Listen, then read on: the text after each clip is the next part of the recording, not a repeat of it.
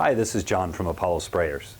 Today we're going to run through on how to install and repair the air valve and air valve bushing. So let's get started. Sometimes material can build up on the outside of the air valve. And when that happens, you pull the trigger, it can pull the seal back into the spray gun. This is a very easy fix, so we're going to run through on how to do that today.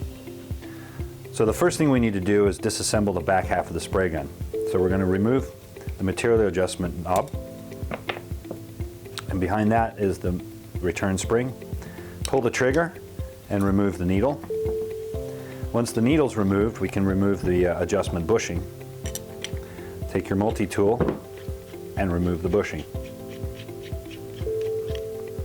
Once the bushing's out, we now have the air valve return spring. We can pull the trigger and immediately you'll feel the difference. So you can pull the trigger and look what happens. So I got the air valve, but on the air valve is the bushing. So what usually occurs is you get a buildup of material in this space on the air valve itself, which then grabs onto the seal and pulls it into the spray gun, thus allowing the air to leak from the front of the gun in this position. So to repair that, we want to pull the seal off the valve, then take some cleaner, usually acetone works really well, and clean off the front of that stem really well so it's nice and brand new again. Then once that's done, we need to reinsert the seal. So the seal has a tapered end, it's kind of a step, and a larger end. So again, the tapered end wants to go down into the spray gun.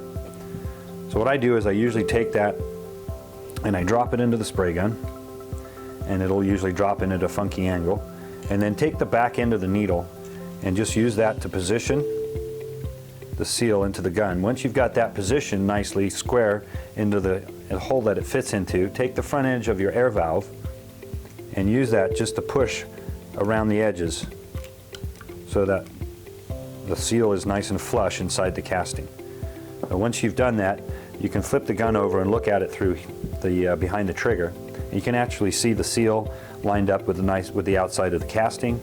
And then when you look into the hole, I know you probably can't see it on film, but when you can see that, the seal is nice and flush on the inside of the casting as well.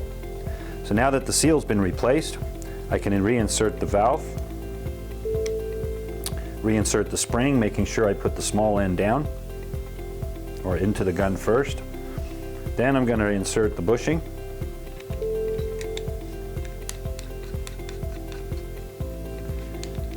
And just snug that up with the wrench, don't make it tight. Then we're going to put the needle in and the spring, and finally reinsert the adjustment screw. Then you want to hook it up to your turbine and do a final test on it, but you'll find now that once your valve is replaced, the valve will move in and out of the bushing nicely, and that'll be no more air leaking through that part of the gun. So this concludes the installation of the air valve bushing and air valve.